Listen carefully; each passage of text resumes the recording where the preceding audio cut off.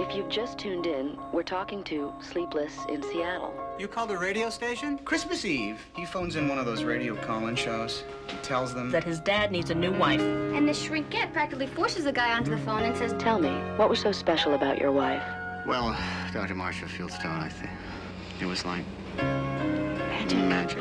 Sleepless in Seattle? That's what she called him on the show because he can't sleep. And now 2,000 women want his number. Dear Sleepless in Seattle, you're the most attractive man I ever laid ears on.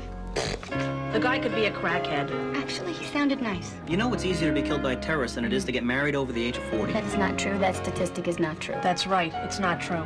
But it feels true. Sandy has a girlfriend, Glenda. She's a weightlifter. It's not like her neck is bigger than her head. No. I'm not asking you to set me up. What about Walter? Walter and I are engaged. Today, I consider myself the luckiest man on the face of the earth. The Lou Gehrig line. The Lou Gehrig line. When's the last time you were out there? Jimmy Carter, 1978. Things are a little different now. I am having all of these fantasies about some man I have never even met who lives in Seattle. It rains 9 months of the year in Seattle. I know. Tiramisu. What is tiramisu? You'll see. Some woman is going to want me to do it to her, and I'm not going to know what it is. You'll love it. What if I never meet him? What if this man is my destiny and I never meet him? Your destiny can be your doom. I want to meet you. Dad, read this, read this. Where is Seattle?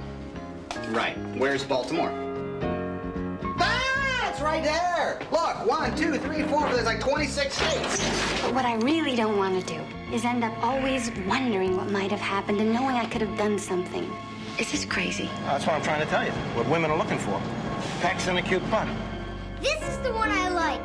There is no way that we are going on a plane to meet some woman who could be a crazy, sick lunatic. Didn't you see Fatal Attraction? You can't even turn on the news nowadays without hearing about how some babe thought some guy's butt was cute. So how's my butt? Not bad. Really? Yeah. Is it cute, though? You grading on a curve?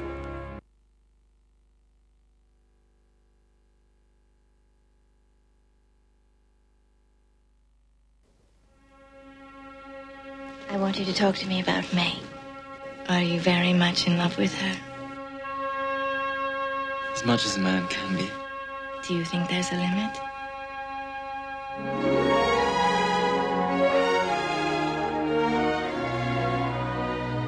In a time of tradition, in a place of privilege, Newland Archer lived his life by the rules of his society. I want everybody to know. What? That we're engaged. Until he met a woman who lived by her own rules. I think they're all a little angry with me for setting up for myself. I hear she means to get a divorce. She made an awful marriage, but that doesn't make her an outcast. I came to see what you were running away from. All I really want is to feel cared for and safe. Is there someone else? We should remember marriage is marriage, and Ellen is still a wife. When can I see you? I can't be your wife, Newland. Is it your idea I should live with you as your mistress? You gave me my first glimpse of a real life. And then you asked me to carry on with a false one. No one can endure that. I'm enduring it. Everybody knows. Have you considered the consequences? What the hell does that mean, sir? From the Pulitzer Prize-winning novel, Shall I come to you? Come to me. Columbia Pictures is proud to present Daniel Day-Lewis, Michelle Pfeiffer, Winona Ryder. They never knew what it meant to be tempted, but you did. The Age of Innocence, a Martin Scorsese picture.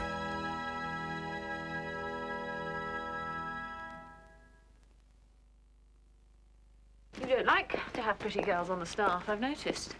Might it be that our Mr. Stevens fears distraction? Can it be that our Mr. Stevens is fresh in blood after all and cannot trust himself? You know what I'm doing, Miss Kenton? I'm placing my thoughts elsewhere while you chatter away.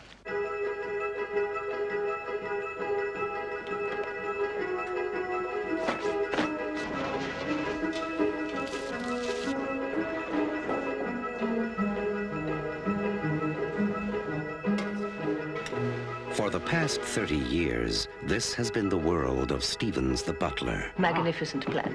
Delighted to be of service, madam. Within the protective walls of Darlington Hall. What happens within this house during the conference could have repercussions on the whole course that Europe is taking. I understand fully. He has led a life of perfect order. Why do you always have to hide what you feel? Thank you, Miss Kenton, for your advice. Now, perhaps you will allow me to go about my business. And total control. A man cannot call himself well-contented until he has done all he can to be of service to his employer. But as the world outside was changing... The United States does not want war any more than you do. On the other hand, neither would we care for peace at any price. The fact is, Stevens, democracy is finished. It doesn't work. You do realize that over the last few years, his lordship has been the most important pawn that the Nazis have in this country. I have absolute trust in his lordship's judgment. So was the world inside Darlington Hall. We have some refugee girls on the staff. You'll have to let them go. They're Jews. If you dismiss my girls tomorrow, it will be wrong. A sin. How long can he shut his eyes to what he sees around him? If those girls go, I shall leave this house. I'd be lost without her. How long can he close his heart? Mr. Stevens? Yes? I accepted Mr. Benn's proposal of marriage. You have my warmest congratulations. To what he feels inside. Columbia Pictures is proud to present a James Ivory film. That's not scandalous at all. It's just a sentimental old love story. Academy Award winner Anthony Hopkins. Golden Globe Award winner Emma Thompson. James Fox. Christopher Reeve. The Remains of the Day.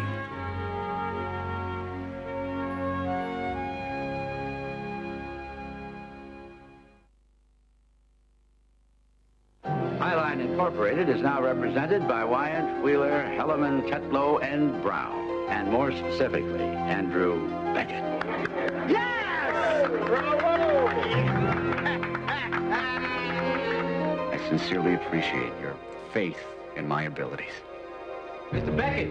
How are you? What happened to your face? I have AIDS.